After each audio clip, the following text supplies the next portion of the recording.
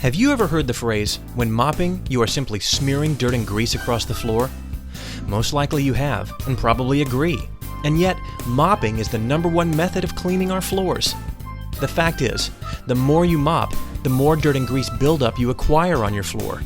That's right, every time you stick your mop into the bucket, you are simply smearing dirty water back onto the floor. As the mop drags across the edge of the tiles, the edge actually scrapes the grease off the mop and into the grout. Here is a prime example of the damage done by mopping. If you add water to this residue, it will look just like your dirty mop bucket. This is the root cause of most slip and fall accidents. In order to offset the damage done by mopping, you must scrub your floor on a regular basis. When using a standard deck brush, you must apply a force with the brush head. This force must come from the user's back. Over a short period of time, the user begins to tire, lightening the force, thus making the scrubbing ineffective.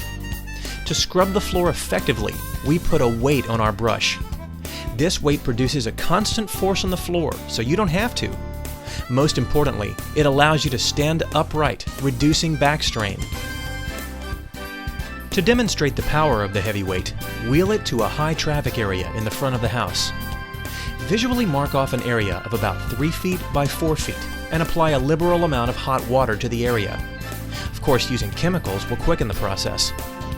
With both hands on the pistol grip, shoulders parallel to the pole, simply push and pull in a sweeping motion.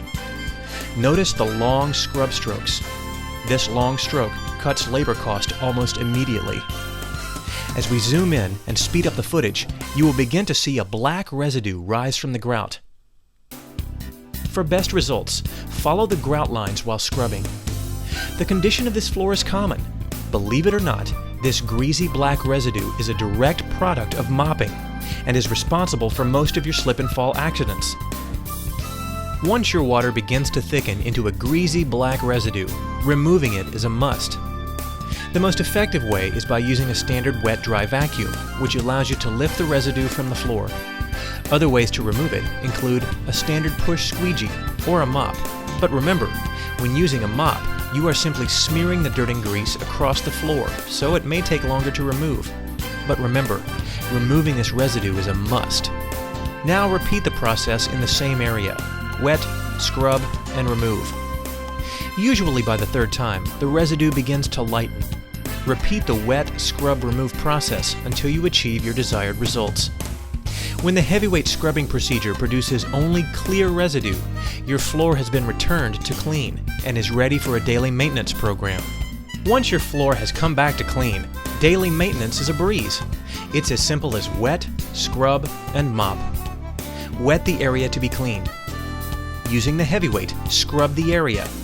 Just give the floor a good once-over and move on. Then, simply mop the area clean. Remember, the mop is not getting everything up off the floor, so only use the mop if the scrubbed area is relatively clean. Daily cleaning in the kitchen is key to keeping the entire restaurant clean. Here is the proper kitchen cleaning procedure.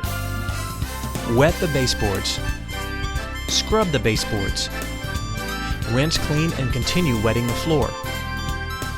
Use the adjustable leg brush to do any detail work needed. With the heavyweight, scrub the entire floor, even under kitchen equipment. Make sure there are no objects under the equipment that could possibly break. When the floor is scrubbed, simply squeegee the residue to the drain.